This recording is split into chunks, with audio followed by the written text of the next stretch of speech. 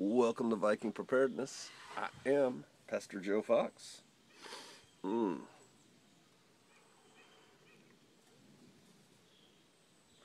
And do a world sit rep today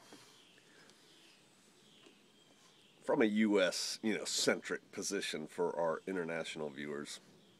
And honestly, I would be interested in reading in the comments from the international viewers if there's something that's pressing on your locale that we're just not tracking. That would be interesting to see. You live in Iceland and a volcano's getting ready to go off or something. Oh, one more sip of coffee, please. Oh.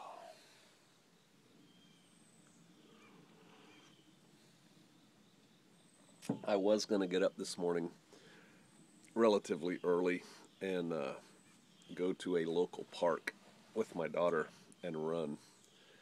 And I woke up dutifully and said, you know what, it's cloudy. It's nice in my bed. I'm going to sleep in. And so that's what I did. I'll run this afternoon. But I guess we're in for a spate of gorgeous weather. And so that's good. All right, let's talk about the world. This Korea thing, serious.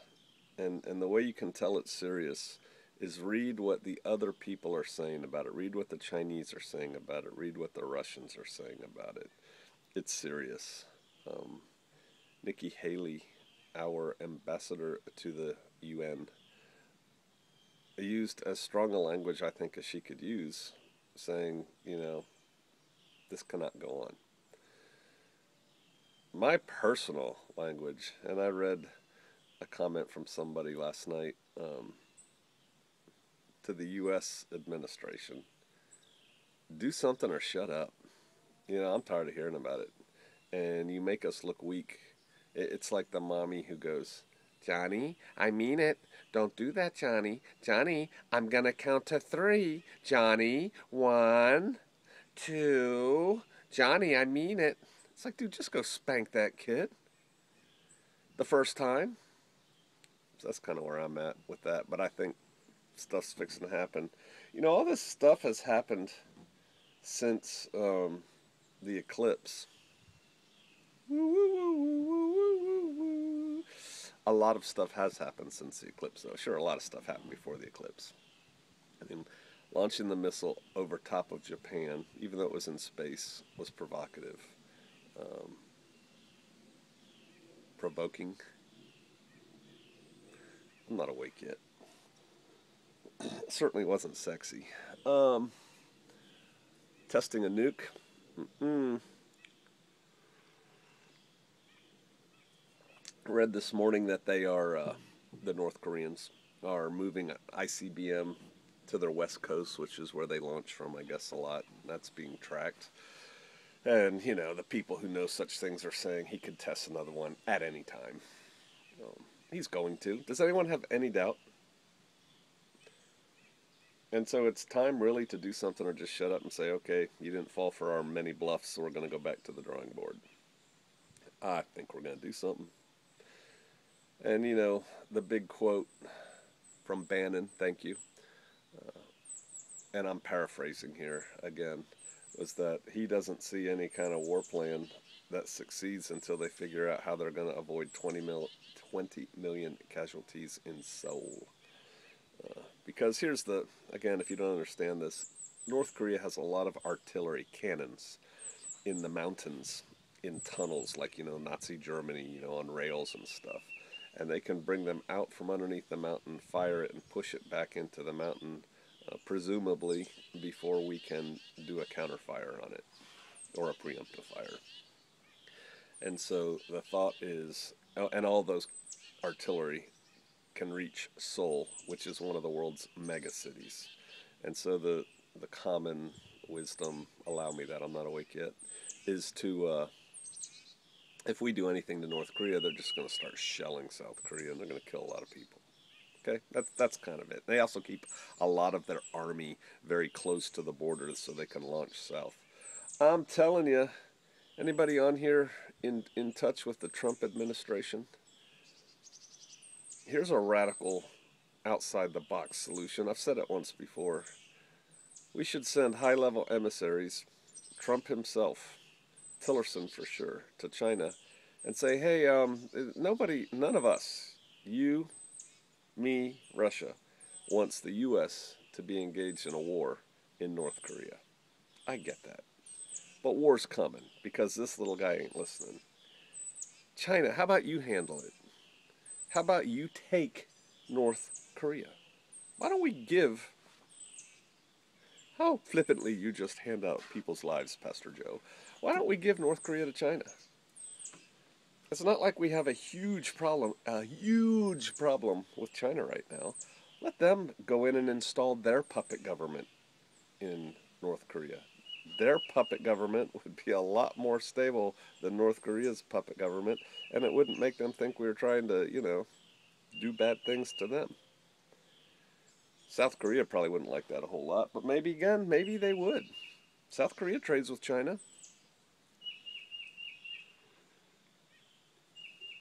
The reason I say that also, it's not only lessens the threat of misunderstanding with China, North Korea's army military is set up to fight the South. They're set up to fight to the South.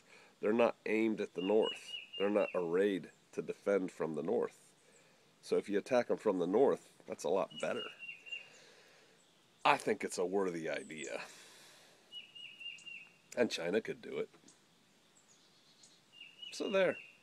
It might even make Kim hesitate from, shelling Seoul if all of a sudden this big army's coming in from the north, especially if they use deception operations and, give another reason that they're doing it as they're coming in, stop resisting, we're coming to help. Stop resisting, we're coming to help, something.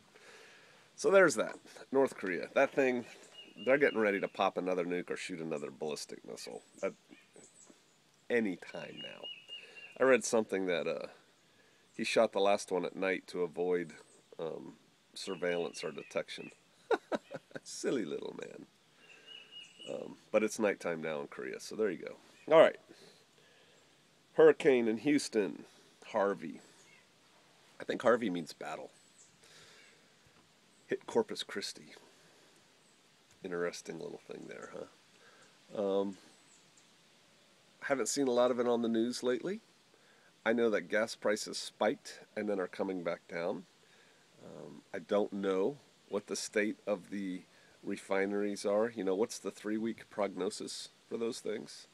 I do know, I was talking to Pastor Dowell about this, I do know that OSB, drywall screws, 2x4s, all that stuff's going up in price, and it's moving to that region of the country. So, there's that for people like me who are still building. What else with that? It's just interesting to me how the news can only focus on a couple things at one time. I want to know where the displaced people from Houston are right now. I don't imagine they've all gone back home. I'd like to know how many people from Houston are not living at home right now and where they are living, because that impacts economies and things. I'd like to know what's going on with all the poor, very poor to homeless people that have to be in Houston. What's going on with them? How are they being treated? Do you remember the Katrina when they put everybody in camper trailer kind of things, and then they found out they all had formaldehyde in them or something? I don't know if that was just, a made up. I mean, come on. There's bad chemicals in anything that's manufactured. Was it something that was made up, or were these things truly dangerous? I don't know. But, I'd just like to know what's going on with all of that. I suspect that the impact was greater, the physical winds, rain, water, I suspect, I don't know, was greater than Katrina, but it's being handled better, and so the news isn't covering it. That's what I suspect. Irma. I saw a track for Irma today.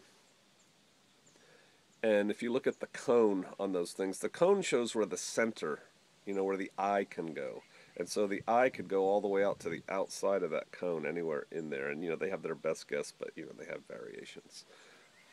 And so Irma could schwack southern Florida. Or the main track looks like it goes right between Florida and Cuba and into the Gulf. And then what happens? Then what happens? Can you imagine an Irma hitting Houston? What, a week from now? Week and a half from now? Whatever. I don't know. I'm not a hurricaneologist. Um, if I lived in South Florida, um, I would be ready to do two things. I would be making ready to. I'd already be ready for a hurricane. I'd already be ready to weather a hurricane. So I guess I wouldn't be doing that part. Um, I'd already have my wood and everything like that, and I would probably, depending on how long it takes to put up the wood over your windows and stuff like that, I would be starting that because you never know until you know which way the hurricane's going. But the other thing is, I'd be getting ready to evac. Oh yes, I would. Go early, beat the rush. It's a little bit too early to go now, I think, because they don't know where it's going yet. And I guess they said it's a Cat 5, high winds. All of this happening after the eclipse.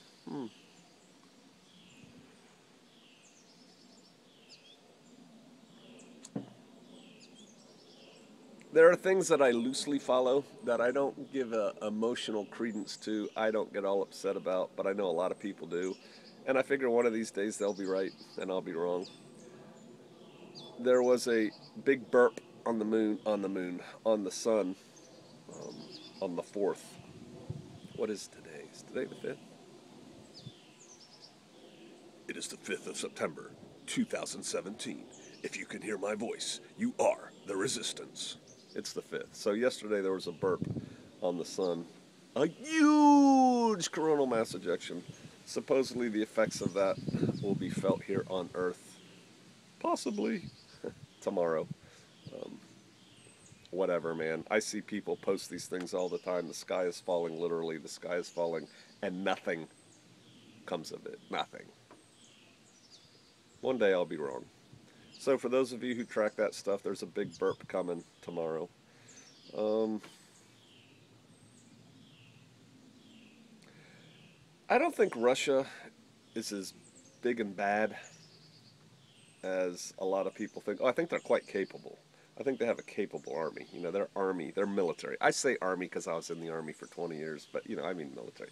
They have a capable military. They have issues, right? I'm not really worried about them right now doing anything crazy.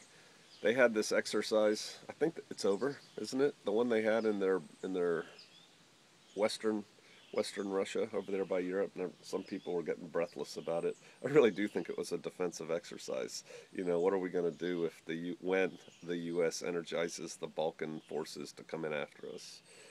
Um, I still watch Russia. They got a lot of nukes.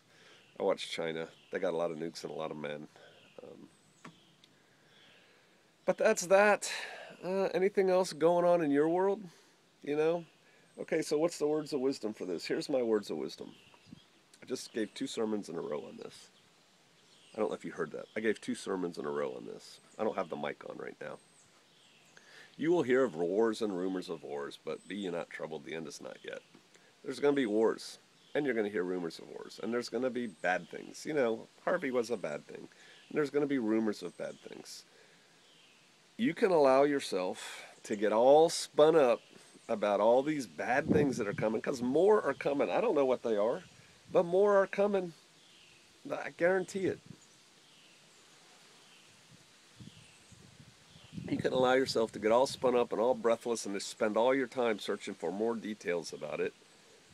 Or you can get out there and start splitting wood for winter and playing with your fall garden and finishing up your summer garden and doing some stuff to weatherproof your house and thinking about this, that, and the other thing. And then, yeah, sure, taking preparedness steps, rotating some food stuff, buying some more food.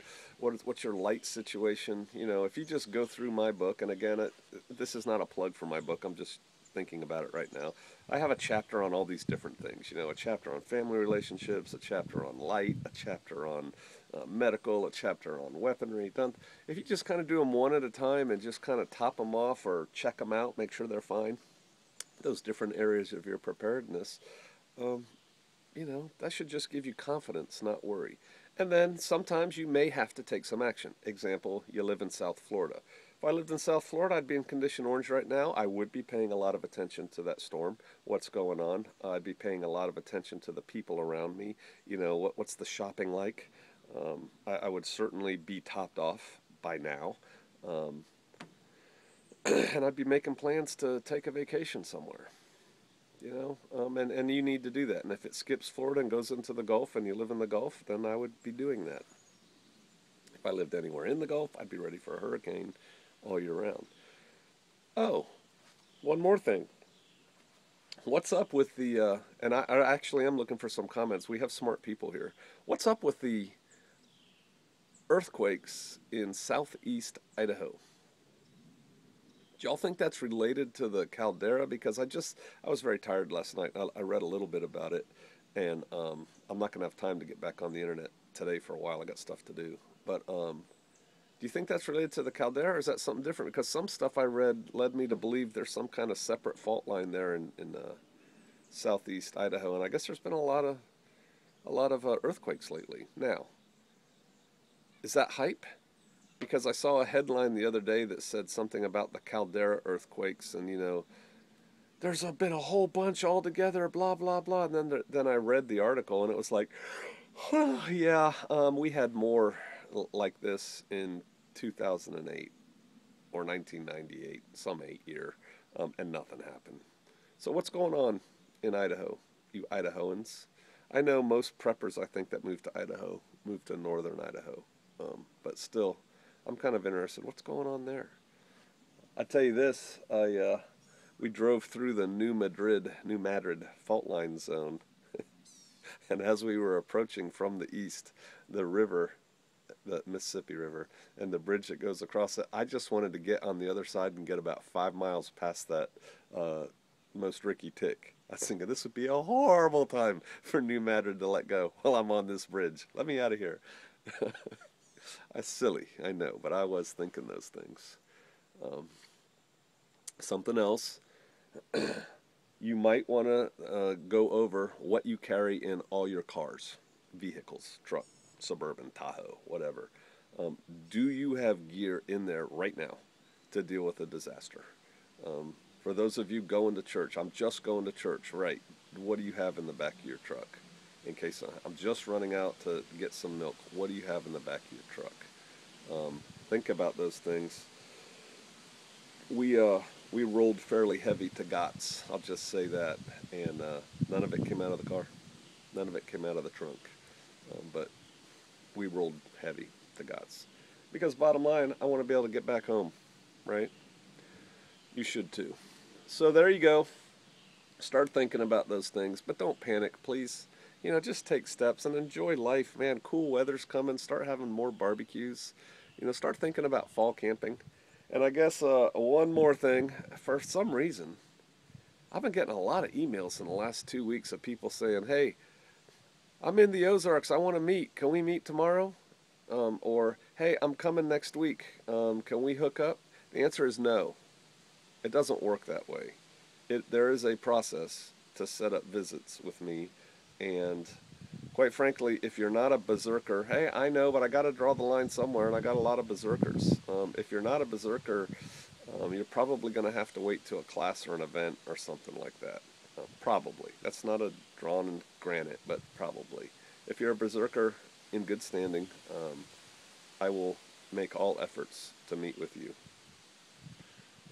It is what it is. Um, I'm very busy. I'm a busy man, and I've got stuff to do. Everything I just told you, I'm trying to do it myself, okay, and that takes time. And plus, I have to, come on, you guys know. So there's that. Don't write me an email, think you're going to see me tomorrow. It's not going to happen. Um, all right, I care about y'all. Go about your day. Have a good day. Hug your loved ones. Do the best you can with what you got where you're at. And I will see you out there.